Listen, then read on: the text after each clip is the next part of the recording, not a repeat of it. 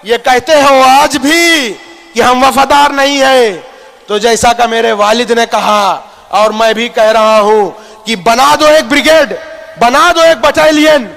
पाकिस्तान तो कुछ भी नहीं है, दे दो हमें उसमें हिस्सेदारी, ले चल के खड़ा कर दो चीन के बॉर्डर पर।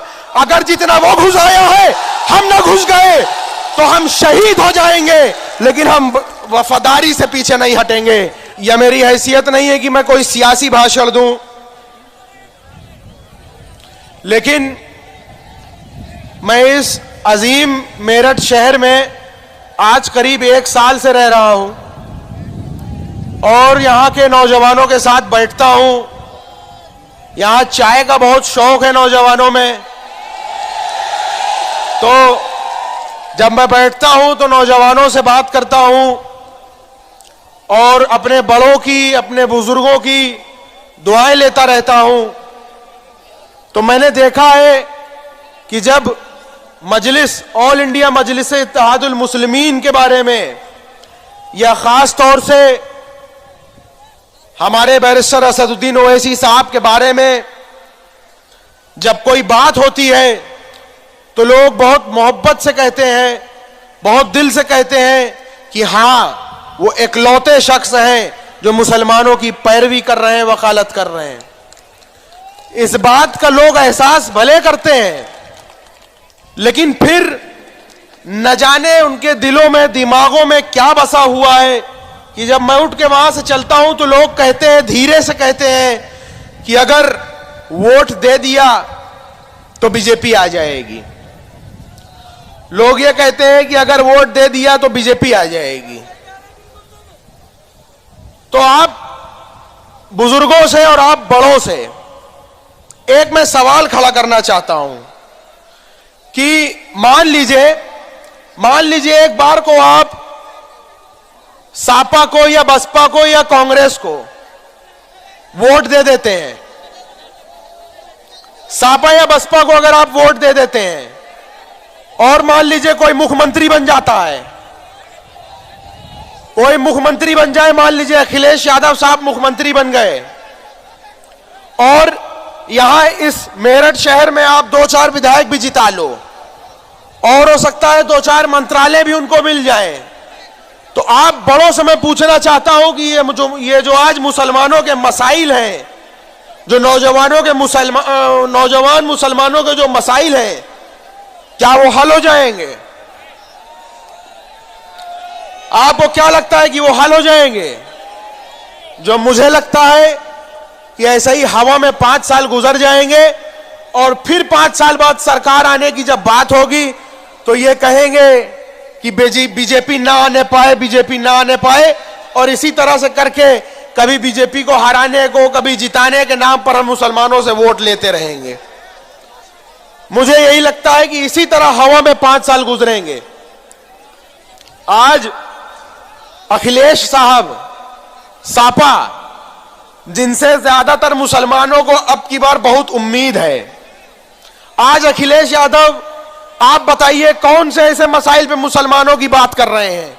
ना अखिलेश साहब ने तिरुपुरा पे बोला, ना एनआरसी पे बोला, ना सीएए पे बोला, ना आजम खान पे बोला। हमारे वालिद को तो छोड़िए, आजम खान पे क्यों नहीं बोला? और आजम खान के ऊपर अगर चोरी के, फ्रॉड के मुकदमात हैं तो उनके बेटे पे क्यों नहीं बोला, उनकी बीवी पे क्यों नहीं बोला? ये हमारे लिए कुछ बोलेंगे नहीं, कुछ सोचेंगे नहीं। हम मुसलमानों का खून इनके सामने पानी है और हम अपना सबसे कीमती चीज जो हमें मिली है वो वोट है, उन्हें, इन पार्टियों को बेशर्त देते चले जाएं।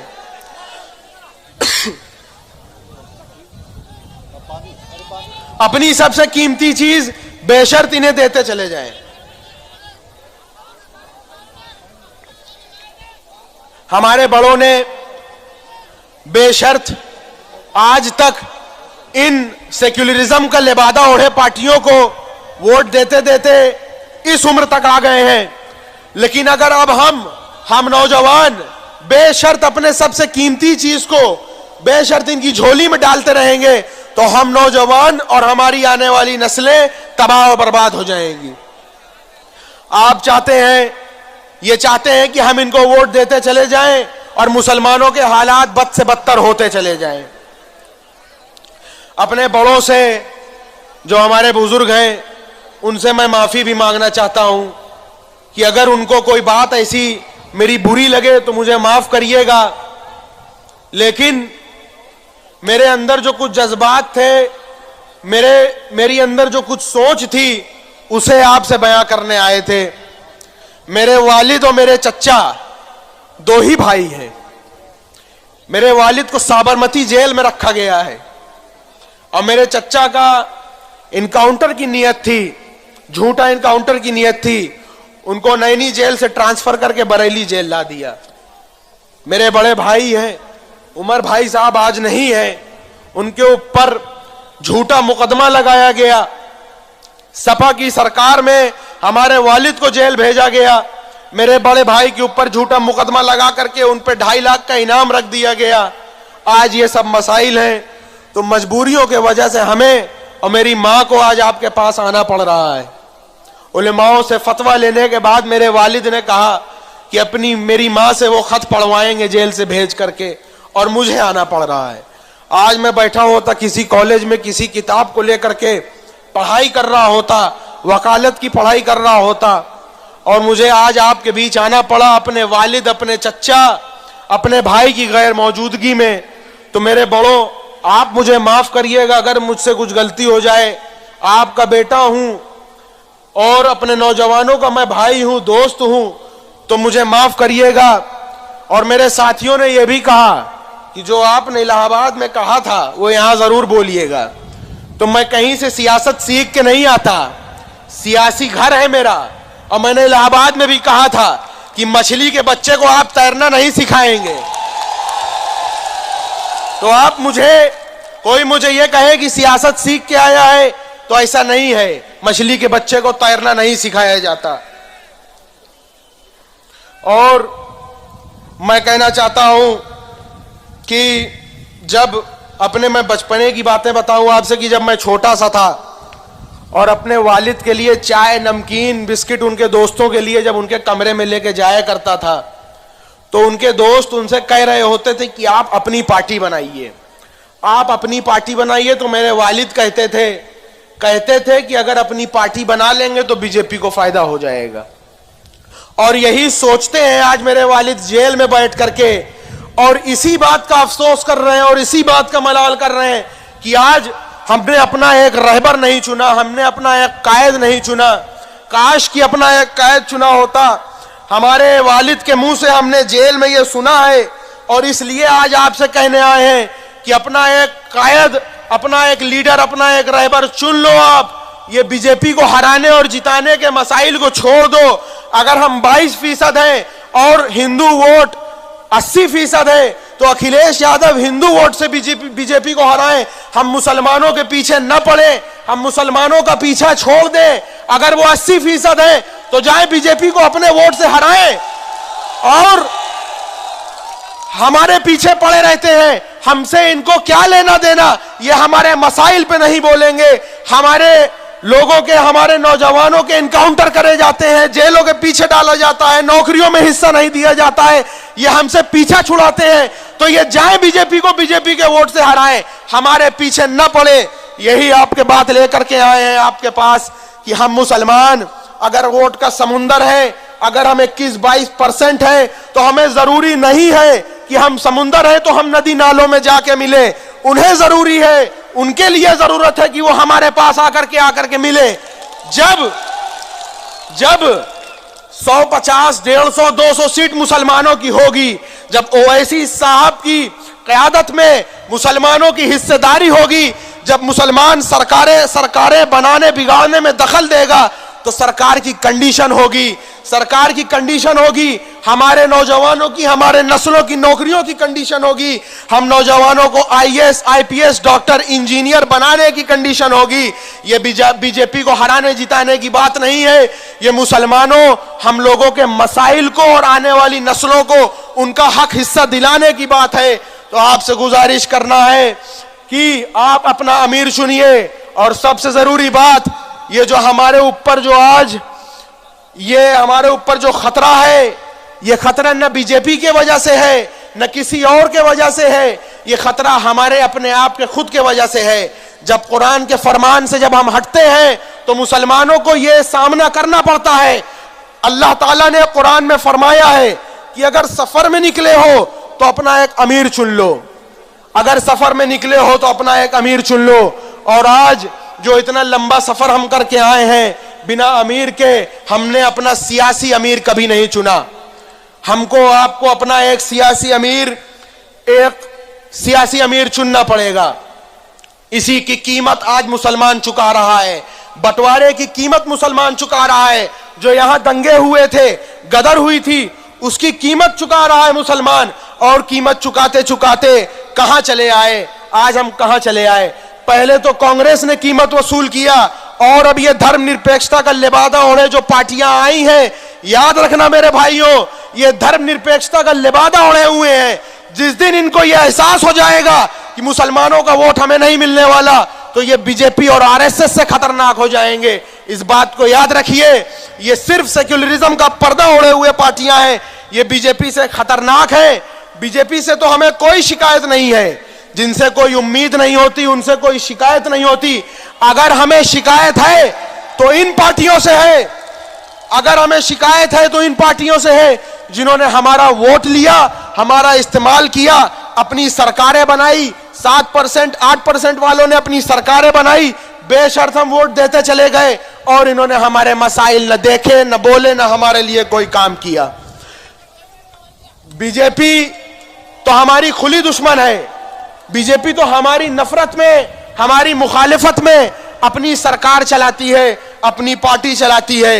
लेकिन आज मुसलमानों, हमें अपना अमीर चुनना होगा। हम मुसलमान कभी समीकरण नहीं देखते थे, मुसलमान टॉलरेंट नहीं था, कभी मुसलमान नजरअंदाज नहीं करता था। आज जो एजेंसियां हम लोगों के बीच मुनाफिकीन को भेज रही है, वो मुनाफिक हम लोगों के अंदर नजरअंदाज करने की आदत डाल रहे हैं। हम मुसलमानों के अंदर नजरअंदाज करने की आदत नहीं थी। जहां गलत हो रहा होता था वहां बोल पड़ते थे, नजरअंदाज नहीं करते थे। आज मुसलमान इनटॉलरेंट होता जा रहा है। आप बुजुर्गों से और अपने नौजवान साथियों से ये गुजारिश है कि अपना अमीर चुनिए। आप बताइए कि आजादी के बाद से आज तक हमारा कोई अमीर नहीं था। क्या विश्वनाथ प्रताप सिंह हमारे अमीर थे? कि राजीव गांधी हमारे अमीर थे? कि इंदिरा गांधी हमारे अमीर थी? कि मायावती हैं? कि मुलायम सिंह थे? कि अखिलेश हैं? कौन है हमारा अमीर? आप मुसलमान बताइए। हमारा आपका कोई अमीर नहीं है। हर किसी के अपने अमीर हैं। हर किसी की जो गली मोहल्लों में दबाई हुई आवाज है, उसे उठाने के लिए उनका एक लीडर है, उनका एक अमीर है, उनका एक कायद है। हम मुसलमानों के पास हमारा अमीर नहीं है। हर किसी के कारवां के रहबर हैं, हमारे कारवां का रहबर कोई नहीं है। हमें अपना अमीर तो चुनना ही होगा भाइयों, हमें अपने कारवां का रहबर चुनना होगा। हम मुसलमानों को यह एहसास करना पड़ेगा कि जो मुसलमानों पे खतरा है वो बहुत बड़ा है। मुसलमानों के ऊपर जो खतरा है वो जात, बिरादरी, फिरके पूछ के नहीं आने वाला। वो ये देख के आएगा कि कलमा किसने पढ़ा है, वो कलमा देख करके आएगा। बिरादरी और जात और फिरके देख के नहीं आने वाला। तो आपको जरूरी है कि आप अपना एक अमीर चुने जो आपके गली मोहल्लों की आवाज को ऊपर तक ले जा करके आपके लिए हक की बात करे, आपके लिए लड़े। आप हमसे वफादारी का सबूत मांगते हैं, वफादारी का आप हमसे सबूत मांगते हैं। ऐसे वैसे लोगों को मैं कहूंगा कि आपने पूरे हिंदुस्तान, हिंदुओं भाइयों में और मुसलमानों में बंटवारा ला दिया। पूरे हिंदुस्तान में आपने बाबर, औरंगजेब का नाम ले लेकर हिंदुओं और मुसलमानों में बंटवारा किया। हिंदुस्तान का जो समाजी ताना बाना था उसे आपने बर्बाद किया, उसको आपने सड़क पे लाके बिगाड़ दिया। दीवालों पे नारा लिख दिया कि मुसलमानों तुम्हारा स्थान पाकिस्तान या कब्रिस्तान। कहते हैं कि तुम्हारा स्थान पाकिस्तान, कब्रिस्तान। हमारे पास चॉइस थी, हम चाहते तो पाकिस्तान चले जाते, लेकिन इनके पास चॉइस नहीं थी। हमने ये चुना है और हम इस मुल्क के वफादार रहे हैं और रहेंगे। हमारे पास चॉइस थी, लेकिन हम यहीं पर रहे और हम मर के भी यही की मट्टी में दफन होंगे। और ये लिखते हैं कि तेल लगाओ डाबर का, नाम मिटा दो बाबर का। बाबर तो एक राजा था, बाबर ने जो किया वो इस मुल्क की तरक्की के लिए और यहां की जो उसकी पॉलिसी थी उसके लिए किया, मुल्क को चलाने के लिए किया। और अगर कोई मुसलमान शराबी है, या मैं कहूं अगर मैं खुद शराबी हूं या कोई मुसलमान शराबी है, तो सामने वाला देख करके पूरे मुसलमान की कौम को ये नहीं उंगली उठा सकता कि सारे मुसलमान शराबी हैं। ऐसा नहीं होता है, ये इनको समझना होगा। और इनसे मैं कहना चाहता हूं कि आपने जिस मैदान में मौका दिया उस मैदान में हमने पूरे हिंदुस्तान का नाम रोशन किया, अपने देश का, अपने मुल्क का नाम रोशन किया। अगर आपने हमारे हाथ में बल्ला दिया तो वर्ल्ड कप जिता के लाने वाला अजहरुद्दीन हो गया। अगर आपने हमारे हाथ में तबला दिया, अगर आपने हमारे हाथ में तबला दिया तो तबले का सबसे बड़ा उस्ताद अजमत अली खां हो गया। अगर आपने हमारे हाथ में शहनाई दिया तो हिंदुस्तान का नाम रोशन करने वाला बिस्मिल्लाह खां हो गया। अगर आपने हमारे हाथ में ब्रश दिया तो दुनिया का सबसे बड़ा फनकार फिदा हुसैन हो गया। अगर हमारे हाथ में आपने बंदूक दिया तो पाकिस्तान का सबसे ज्यादा टैंक तोड़ने वाला वीर अब्दुल हमीद हो गया। और अगर आपने हमारे हाथ में कलम दी और मौका दिया तो आपके लिए न्यूक्लियर बम बनाने वाला एपीजे अब्दुल कलाम हो गया। कहां कहां हमारा इम्तिहान लोगे। हिंदुस्तान की आजादी के बाद से आज तक हम लोग वफादार रहे हैं और वफादार रहेंगे, मुल्क के लिए हमेशा रहे हैं और हमेशा रहेंगे। और आपने ये कर करके लेकिन हमारे बीच बंटवारा कर दिया। हमसे अगर वफादारी का सबूत चाहते हो, अगर ये कहते हो आज भी कि हम वफादार नहीं है, तो जैसा कि मेरे वालिद ने कहा और मैं भी कह रहा हूं कि बना दो एक ब्रिगेड, बना दो एक बटालियन। पाकिस्तान तो कुछ भी नहीं है, दे दो हमें उसमें हिस्सेदारी, ले चल के खड़ा कर दो चीन के बॉर्डर पर। अगर जितना वो घुस आया है हम ना घुस गए तो हम शहीद हो जाएंगे, लेकिन हम वफादारी से पीछे नहीं हटेंगे। हम हमेशा वफादार रहे हैं। हम कहेंगे कि लेके चल के हमें लगा दो चीन के बॉर्डर पर, फिर हमारी बहादुरी देख लो, हमारी वफादारी देख लो। हमारा जवान वीर अब्दुल हमीद से ज्यादा दिलेरी से लड़के दिखाएगा। और ये लोग अगर तो भी नहीं मानते हैं तो इनको मैं ये कहूंगा कि ये इतिहास के पन्नों को उठा के देख लें। इतिहास गवाह है कि बहुत बेहतर से भी बेहतर इमामत हमसे सीखी है। सियासतदार ने अच्छी सियासत हमसे सीखी है। अभी शागिर्द हो, उस्ताद को नादान समझते हो। इस हिंदुस्तान पर सबने हुकूमत हमसे सीखी है। निछावर कर दिया है बख्त तो टीपू ने यहां सब कुछ। वफादारों ने मुल्कों की वफादारी हमसे सीखी है। हमें कानून सिखलाते हो। हम हैं उमर बिन खत्ताब के आशिक। तुम्हारे जजों ने तरकीब अदालत हमसे सीखी है। सिखाया था मेरे अकबर ने होकर करबला के दिन। जवानों ने जवानी में शहादत हमसे सीखी है। अकेले रह के खैबर को मिटा डाला था हैदर ने। जफा की राह में बगावत हमसे सीखी है। जो तुम कातिल बुलाते हो हम मोहम्मद के गुलामों को, हकीकत यह है कि तुम सब ने मुरव्वत हमसे सीखी है। आपसे यही कहने आए हैं कि अपना एक कायद, अपना एक अमीर चुन लीजिए। मेरे वालिद यही मलाल करते हैं कि हम इनके पीछे चलते चलते अपनी जिंदगी निकाल दी, लेकिन मुसलमानों को ठीक उसी तरह से ये निकाल फेंकते हैं जिस तरह से दूध में से मक्खी निकाल के फेंकी जाती है।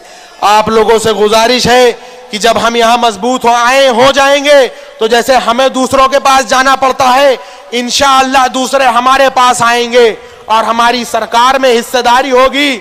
यहां पर हमारी हिस्सेदारी होगी और जब यहां से शुरुआत होगी, बिहार में शुरुआत हो चुकी है, इंशाअल्लाह ताला वक्त दूर नहीं है जब हम अपनी हिस्सेदारी, अपना हक